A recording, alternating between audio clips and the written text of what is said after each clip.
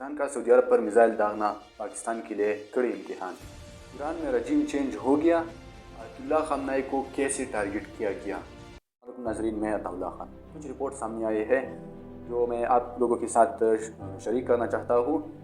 पासदारान इनक़िलाब का अमरीकी बेड़े अब्राहम लिंकन पर 4 क्रूज़ मिसाइलों से हमले का दावा। हालांकि अमेरिका ने इसका कहना है कि यह हमला नहीं हुआ है, लेकिन ईरान का ये कहना है। ईरान का रियाद में अमरीकी सफारतखाने पर ड्रोन हमला। सऊदी वज़ारत दिफा का कहना है कि अमरीकी सफारतखाने की इमारत से 2 ड्रोन टकराए, जिसके बाद आग लग गई। ईरान ने अमरीकी अड्डों पर 450 मिसाइल और 1140 ड्रोन हमले किए।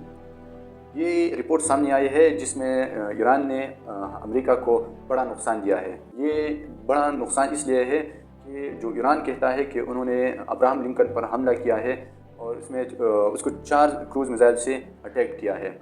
तो अब्राहम लिंकन तो आप लोग जानते हैं, और इसके अलावा जितने भी अमेरिका के सफारतखाने हैं यूएई में, तो ईरान ने उसको भी ज़्यादा से ज़्यादा टारगेट किया है और ज़्यादा से ज़्यादा नुकसान किया है और अब भी कोशिश कर रहा है। और अब बात करें कि ईरान ने जो सऊदी अरब पर मिसाइल दागे हैं, उसमें पाकिस्तान को बड़ा इम्तिहान में लाया गया है।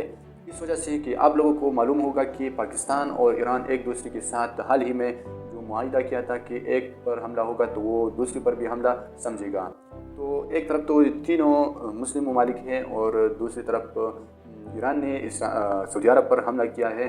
तो क्या अब पाकिस्तान सऊदी अरब के साथ खड़ा रहेगा या ईरान के साथ? और आप लोगों का इसमें क्या राय है कि पाकिस्तान इसमें क्या करना चाहिए या सऊदी अरब के साथ खड़ा रहना चाहिए, जो हाल ही में उसने सऊदी अरब के साथ मुआहिदा किया था, और क्या ईरान के साथ खड़ा रहना चाहिए?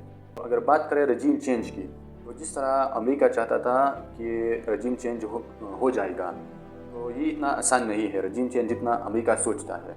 अमेरिका और इसराइल का तो ये सोचता कि हम उसके जितने भी ख़ास आदमी है जो ईरान को लीड कर रहा है, जिस तरह अयतुल्लाह अली ख़ामनेई था, और इसके साथ जितने भी बंदे थे उसको हम एक साथ मारेंगे और रास्ते से हटाएंगे। इसके बाद जो अयतुल्लाह ख़ामनेई के ख़िलाफ़ लोग थे वो भी मुल्क के अंदर अंदर इंतशार पैदा करेंगे और बाहर से हम आएंगे, तो इसके बाद हम रजीम चेंज करेंगे। तो इसलिए ये इतना आसान नहीं है। मैं कह रहा हूँ जो अयतुल्लाह अली ख़ामनेई था उन्होंने एक पूरा प्लान बनाया था इस बारे में कि अगर मैं मर जाऊँ तो मेरी बात कौन आएगा, फिर उसके बाद ईरान को कौन लीड करेगा।